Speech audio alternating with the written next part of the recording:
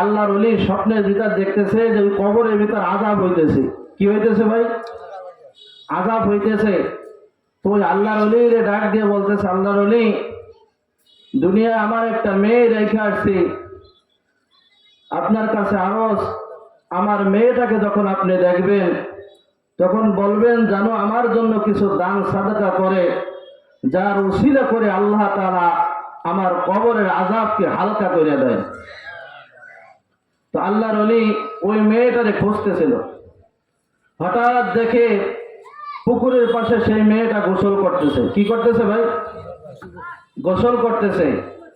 তো ওই আল্লাহর ওলি ডাক দিয়ে বলতেছে, মা আমার, তোমার বাপের কবরের হালাত তো এই অবস্থা চলতেছে, আমি দেখলাম কবরের ভিতর আযাব হইতেছে আর চিৎকার করতেছে, জাহান্নামের আগুন ধাউ ধাউ করে জ্বলতেছে। তো তোমার বাপ বলছে তুমি কিছু আল্লাহর রাস্তায় কিছু সাদাকা করো, যে সাদাকার কারণে হয়তো আল্লাহ তাআলা তোমার বাপের কবরের আযাব একটু হালকা করবে।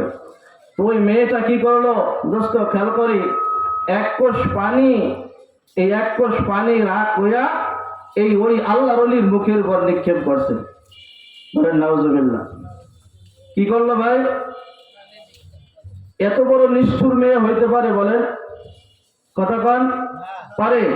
বাপের কবরে আযাব হইতেছে, এই আযাবকে রক্ষা করার জন্য, আযাবকে হেফাজত করার জন্য কিছু দান সাদাকা চাইছে, আর এক কোষ পানি উঠাইয়া এইটা মনের উপর নিক্ষেপ করছে।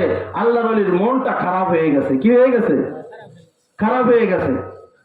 পরের দিন আবার আল্লাহু আকবার বড় কাবায় বসে দেখে আল্লাহু আকবার কাবীরা, ওই যেই ব্যক্তির কবরে আযাব হইতেছিল ওই ব্যক্তির কবর এখন আল্লাহ তাআলা শান্তি দান করছে। বলেন সুবহানাল্লাহ।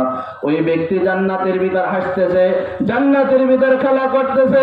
আল্লাহর ওলি ডাক দিয়ে বলতেছে, হ্যাঁ বাবা, তোমার কবরে গতকাল আযাব হইতেছিল, কিন্তু আজকে তুমি জান্নাতের ভিতর আসো। কিভাবে আসছো? কেন আসছো? কি কারণে আসছো? কোন সিলায় আসছো? আমাকে একটু বলো। আল্লাহর ওলি, আজকে আমি জাহান্নাম থেকে মুক্তি পাওয়ার এক নম্বর কারণ হলো আপনি। বলেন সুবহানাল্লাহ। মাহাদাশাই, আমি তো কিছুই বললাম না। কারণ কি? তোমার মেয়ের সাথে তো আমার দেখা হয়েছিল, কিন্তু আমি দান সাদাকার কথা বলছিলাম, কিন্তু আমাকে উপহাস ঠাট্টা করে এক কোষ পানি পিয়া মারছে। কই, সে তো কিছুই দান করলো না। আল্লাহর ওলি, আপনি জানেন না, একটা পিপিলিকা একটা ফোঁটা পানির জন্য অপেক্ষা করতেছিল, আল্লাহ তাআলার কাছে দোয়া করতেছিল, হায় আল্লাহ, তুমি আমাকে একটু পানির ব্যবস্থা করো।